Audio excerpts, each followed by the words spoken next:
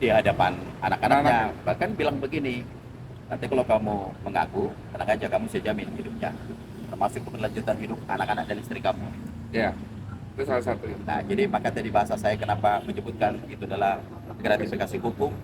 Ini yang betul-betul memang adalah pelanggaran kode etik itu. Nah, kami dari tim hukum DPP PD Perjuangan dari PPHR, saya sendiri Johannes Tobing, ada Mas Arni, dan ada lagi Bang Wira. Hari ini kedatangan kami adalah untuk kedua kalinya melaporkan eh, Saudara Rosa atas pelanggaran etik berat. Nah, jadi tanggal tanggal 3 Juli hari Rabu kemarin, eh, penyidik KPK yang dipimpin oleh Saudara Rosa itu berjumlah 16 orang datang ke rumah Saudara Doni Istiqomah. Nah, pada mereka datang itu melakukan pemeriksaan, melakukan penggeledahan, melakukan juga penyitaan. Nah, yang kurang lebih mereka lakukan penggeledahan, penyitaan, bahkan pemeriksaan itu ada kurang lebih 4 jam. Nah, kami mendapat informasi bahwa penggeledahan dan penyitaan itu tidak didasari ada surat perintah, bahkan ini tidak ada izin dari ketua pengadilan untuk melakukan penggeledahan itu sebagaimana diatur oleh undang-undang. Nah, ternyata dalam pemeriksaan yang berlanjut selama penggeledahan 4 jam itu sungguh disayangkan bagaimana sikap Saudara Rosa melakukan intimidasi itu kepada Saudara Doni. Nah, intimidasi itu, pemeriksaan itu dilakukan di hadapan anak-anak dan istrinya. Bisa bayangkan teman-teman semua, itu anaknya itu berusia 6 tahun. Yang satu lagi masih bayi, usia 9 bulan. Nah, jadi dalam pemeriksaan itu ada intimidasi, penekanan, bahkan ada pengancaman gitu loh. Nah, jadi hal ini yang membuat dari sisi kemanusiaan ini yang membuat anak-anaknya Saudara Doni ini menjadi trauma.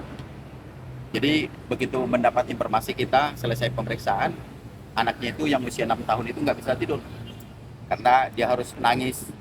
Dia bertanya, kenapa ini papa, kenapa, ada apa, kok ada banyak orang datang ramai-ramai ke rumah. Nah, maksud kami, maka kami dalam hal ini protes keras.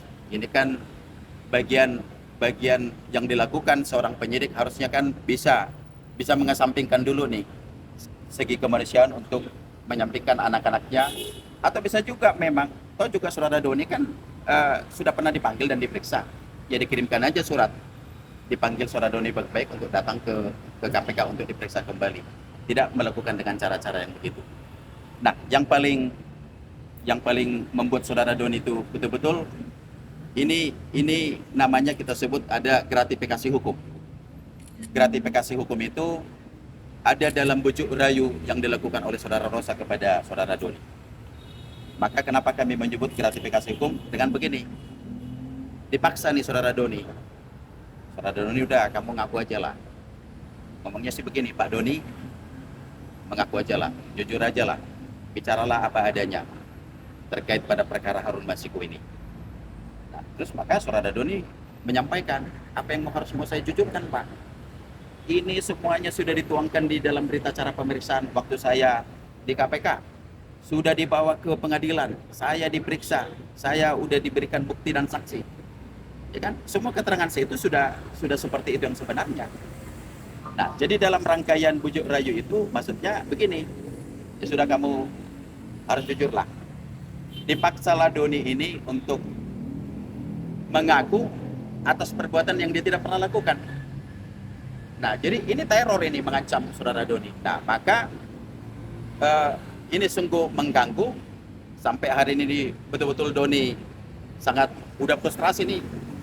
Bayangkan aja, ini kan sudah putus pengadilan nih, sudah ingkrah putus pengadilannya. Tetapi masih aja nih Saudara Rosa melakukan pemeriksaan ke sana, penggeledahan. Ya, kami dapat informasi akan ada lagi pemanggilan. Nah, jadi cara-cara yang seperti ini, maka berdasarkan surat kuasa kemarin, kami mendapat surat kuasa dari Doni. Kami hari ini resmi melaporkan pelanggaran-pelanggaran politik yang dilakukan oleh saudara Rosa. Saya kira itu. Bang, yang Dan- boleh